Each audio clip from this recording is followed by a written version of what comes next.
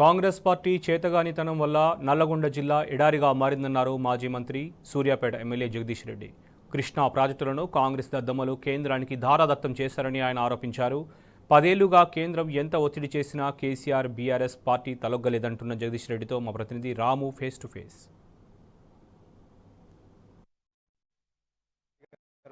కృష్ణ ప్రాజెక్టులన్నింటినీ కూడా కేఆర్ఎంబీకి అప్పచెప్పడంతో ఉమ్మడి నల్గొండ జిల్లా వ్యాప్తంగా ఆందోళన వ్యక్తమవుతోంది. ప్రధానంగా సాగర్ ఆయకట్టు రైతాంగం అయితే చాలా ఆవేదన పడుతూ ఉన్నారు, ఆందోళన పడుతూ ఉన్నారు. ప్రస్తుతం జగదీష్ రెడ్డి గారితో మనం మాట్లాడదాం. సార్, ఇదే గడ్డపైన 2003లో కేసీఆర్ గారు పాదయాత్ర చేశారు సార్, తెలంగాణ హక్కుల కోసం, నీటి కోసం. ఇప్పుడు అధారికమైనటువంటి పోరాటం చేయాల్సినటువంటి ఆవశ్యకత వచ్చింది. సాగర్ ఎడమ ఆయకట్టు రైతులకు ఏం చెప్పదలుచుకున్నారు? దాగుడు ముత్తలు ఆడుతూ ఉన్నారు సార్. అధికారులు కూడా చెప్తా ఉన్నారు, కాంగ్రెస్ వాళ్ళు కూడా చెప్తా ఉన్నారు. ఉత్తమ్ కుమార్ రెడ్డి అయితే ఏం మాట్లాడలేదు. మీరేం చెప్తారు? ఉత్తమ్ కుమార్ రెడ్డికి రాజకీయ భిక్ష పెట్టిన ప్రాంతం ఇది. దాదాపు 5 సార్లు శాసనసభ్యుడిగా, ఒకసారి పార్లమెంట్ సభ్యుడిగా ఆయన గెలిపించిన ప్రాంతం ఇది. రైతాంగం వీళ్ళు మరి శ్రీమతిని కూడా శాసనసభ్యురాలుగా గెలిపించిన ప్రాంతం ఇది.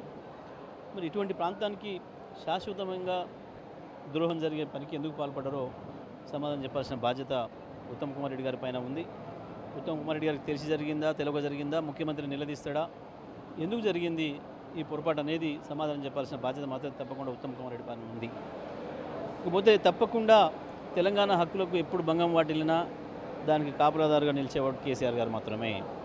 గత 10 సంవత్సరాలుగా ఎడమకాలం నుంచి నీళ్లను ఏ రకంగా వదిలినమో, రైతాంగానికి వరుసగా 18 పంటలకు ఎట్లా నీళ్ళు ఇచ్చినమో ఎడమకాలం రైతాంగం అందరూ కూడా చూసింది. గతంలో చంద్రబాబు నాయుడు గారి కాలంలో ఎట్లా వచ్చిన నీళ్ళను వచ్చినట్లు గేట్లు లేపి కృష్ణా డెల్టాకు తీసుకుపోయి కుడికాలోకి ఇచ్చి వరుసగా 7 సంవత్సరాలు ఎడమకాలను ఎండబెడితే ఆనాడు భూములు అమ్ముకోవడానికి కూడా పరిస్థితి లేని దుస్థితి వచ్చింది. రైతాంగానికి పెద్ద ఎత్తున లక్షల కోట్ల రూపాయలు ఖర్చు పెట్టి బావులు తీసుకోవాల్సిన పరిస్థితి వచ్చింది. అది చూసినాం మనం.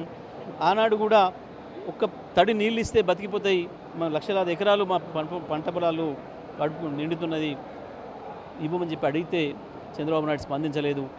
ఇదే కోదాడ గడ్డ నుంచి కేసీఆర్ గారు ప్రారంభం చేస్తే పోరాటం, పాదయాత్ర చేసి హాలియా వరకు చంద్రబాబు నాయుడు గారు నీళ్ళు ఇస్తావా ఇవ్వవా, రేపు మళ్ళీ వచ్చి తేలుస్తాం దీని సంగతి, ప్రాజెక్ట్ సంగతి అని చెప్పి చెప్తే కేసీఆర్ గారి గర్జన చూసి భయపడి ఆనాడు ఆ నీళ్ళు ఇచ్చి కాపాడుకోవడం జరిగింది. ఇదంతా కూడా నల్గొండ జిల్లా రైతాంగం దృష్టిలో ఉంది, వాళ్ళ మధ్యలో ఉంది. మళ్ళీ ఇవాళ తప్పకుండా మన హక్కులకు భంగం కలుగుతున్న సందర్భంలో కేసీఆర్ మాత్రమే రైతాంగాన్ని కాపాడగలిగిన నాయకుడు, కేసీఆర్ మాత్రమే తెలంగాణ కొరకు, తెలంగాణ హక్కులకు రాజీ లేకుండా పోరాటం చేయగలిగిన నాయకుడు తప్ప ఇంకొకరు లేరు. తప్పకుండా బీఆర్ఎస్ పార్టీనే ఇక్కడ రైతాంగానికి అండగా ఉంటుంది. కేసీఆర్ గారే మొదలు పెడతారు, ఇంకా పోరాటం తప్పదు. తెచ్చిన తెలంగాణలో ఎవరి బాధలేందో, ఎవరి కష్టాలేందో, ఏ ప్రాంతాన్ని ఎట్లా అభివృద్ధి చేయాలనో అన్నీ తెలిసిన నాయకుడు కేసీఆర్ గారు. ఇవాళ ఇంత పెద్ద ద్రోహం కృష్ణానది పైన మనకు జరుగుతుంటే మన హక్కుల్ని తీసుకుపోయి కేంద్రానికి దారాదత్తం చేస్తూ కేఆర్ఎంబీకి ఏదైతే ప్రాజెక్టులను అప్పగించారో ఇంతకు మించిన ద్రోహం, ఇంత మించిన దగ ఇంకొకటి లేదు. ఈ ప్రాంత రైతాంగం మొత్తం కూడా మరి మొన్న కాంగ్రెస్ పార్టీకి మద్దతు ఇచ్చిన రైతాంగం మరి తప్పకుండా వారందరూ కూడా ఇవాళ ఆలోచన చేయాలి. రాజకీయాలు పక్కన పెట్టండి, మొత్తం మన జీవితాలే పోయే పరిస్థితి వచ్చింది కాబట్టి తప్పకుండా నేను ఈ రైతాంగానికి విజ్ఞప్తి చేస్తున్నా, నల్గొండ జిల్లా రైతాంగానికి విజ్ఞప్తి చేస్తున్నా. ఆలోచన చేయాల్సిన అవసరం ఉంది, మరొక పోరాటానికి సిద్ధం కావాల్సిన అవసరం ఉంది. తప్పకుండా మీరందరూ కూడా రైతాంగం కూడా కూడబలుకోవాలి, నిలదీయాలి. కాంగ్రెస్ పరిపాలకుని ఊళ్ళలోకి వస్తున్న వాళ్ళను ఏ రకంగా మన హక్కులు కాపాడతారు, ఎట్లా దీన్ని ఆపగలుగుతారు? ఇవాళ ఒక చిన్న పనికే సంవత్సరాలు తీసుకుంటుంది కేంద్ర ప్రభుత్వం. ఇవాళ నాగార్జున సాగర్ ఎడమగాడు కాలువ గేటు లేపాలంటే, లేదా నాగార్జున సాగర్లో విద్యుత్ ఉత్పత్తి ప్రారంభం చేయాలంటే, జూరాల్లో ఉత్పత్తి ప్రారంభం చేయాలంటే, పులిచింతలో ఉత్పత్తి ప్రారంభం చేయాలంటే కేంద్రం అనుమతి తీసుకోవాల్సిన దుస్థితి వస్తుంది. రేపు ఇవ్వవలసిన వాటిని ఇచ్చే పరిస్థితిలో లేదు కేంద్రం. రాష్ట్రం ఏర్పడ్డ నాడు ఒక్క సంతకం పెడితే ఐపీఎస్ ఆఫీసర్లు ఈ రాష్ట్రానికి వచ్చేది ఉంటే 9 నెలల పైగా సమయం తీసుకున్నాడు ప్రధానమంత్రి గారు. 9 నెలలు ఐపీఎస్ ఆఫీసర్ లేకుండా ఈ రాష్ట్రాన్ని నడుపుకోవాల్సిన దుస్థితి ఉండే ఆనాడు. అంతెందుకు ఇవాళ కృష్ణా జలాలలో మా వాటా తేల్చండి అని చెప్పి ఆంధ్రప్రదేశ్, తెలంగాణ 2 రాష్ట్రాలు కూడా అడిగినాం కేంద్రాన్ని. కానీ 9.5 సంవత్సరాలు పట్టింది ట్రిబ్యునల్కు వాళ్ళు పంపడానికి దాని సమస్యని.